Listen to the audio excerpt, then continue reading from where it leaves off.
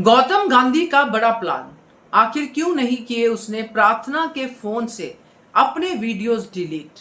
नमस्कार दोस्तों, स्वागत है आपका आपके अपने चैनल हंग्री स्पिरिट्स में। हंग्री स्पिरिट्स देख रहे सारे दर्शकों का मैं अंजू शर्मा दिल से स्वागत करती हूँ।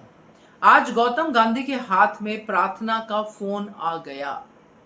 पहली बार डरा दिया था जब चार्जिंग पे फोन लगा था कि अब गौतम गांधी ने देख लिया। फिर वो डर चला गया कि चलो ये सिर्फ डराने के लिए था, मगर बाद में कॉल के लिए उसने फोन ले लिया और फिर अपने वीडियोस भी देख लिए, समझ भी गया कि मेरे खिलाफ क्या चल रहा है, मगर किया कुछ नहीं, हमें नहीं दिखाया गया। इसका मतलब उसने रिकॉर्डिंग्स डिलीट नहीं किए। क्यों नहीं किए, क्या प्लान है, बात करते हैं। पहले वही निवेदन, जिन्होंने अभी तक चैनल को सब्सक्राइब नहीं किया है कर लीजिए, साथ में दोस्तों बेल आइकन दबाइएगा ताकि आपको हमारे वीडियोस के नोटिफिकेशन मिलते रहें।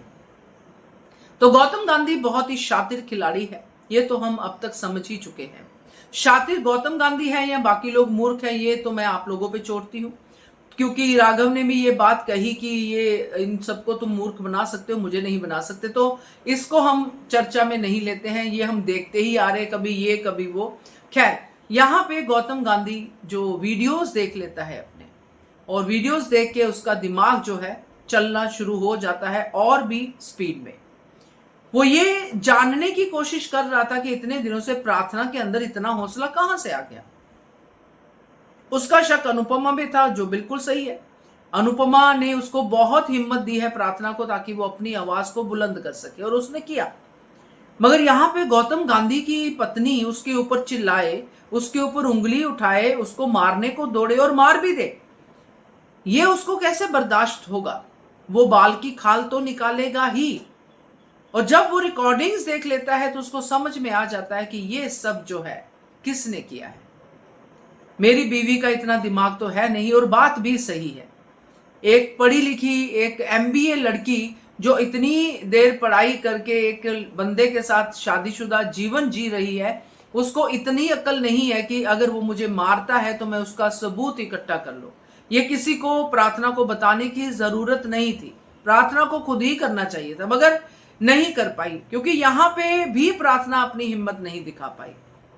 यहां पे अगर प्रार्थना कुछ करती, क्योंकि यहां किसी को भी कोई जवाब नहीं देना था, सिर्फ अपने फोन में गौतम की रिकॉर्डिंग्स ही करनी थी, मगर नहीं कर पाई। इसलिए गौतम प्रार्थना को जानता है कि इसके अंदर इतनी हिम्मत नहीं है। रिकॉर्डिंग्स भी इसने अनुपमा के कहने पे ही की है, जो कि सच है। अनुपमा ने ही उसको ये आइडिया दिया कि फोन किस लिए है भाई, रिकॉर्डिंग कर। तो गौतम गांधी का एक एक शब्द अनुपमा के लिए सही है कि ये सब अनुपमा ने किया है, प्रार्थना नहीं कर सकती। अब गौतम गांधी का प्लान क्या हो सकता है, इस पे बात करते हैं।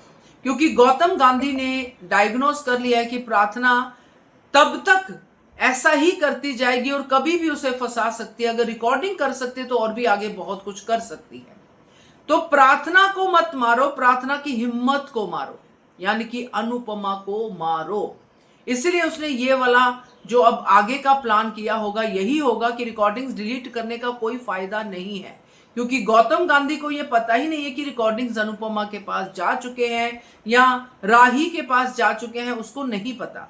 इसलिए ये रिकॉर्डिंग्स डिलीट करके वो प्रार्थना को पूरी तरह से, वो कहते हैं ना कि सतर्क नहीं करना चाहता कि मुझे पता चल गया है।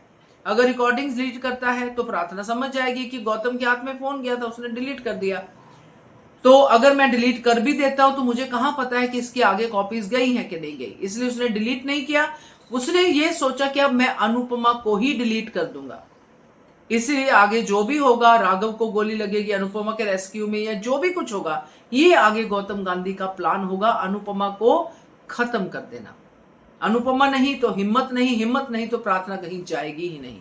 तो मेरा डाइवोर्स भी नहीं होगा, कुछ नहीं होगा, मगर होगा कुछ और। तो देखते हैं आगे क्या क्या होता है, मगर ये गौतम गांधी का प्लान हो सकता है। क्या कहते हो आप इसके बारे में कमेंट कीजिएगा। देखते रहिए चैनल हंग्री स्पिरिट्स। थैंक्स।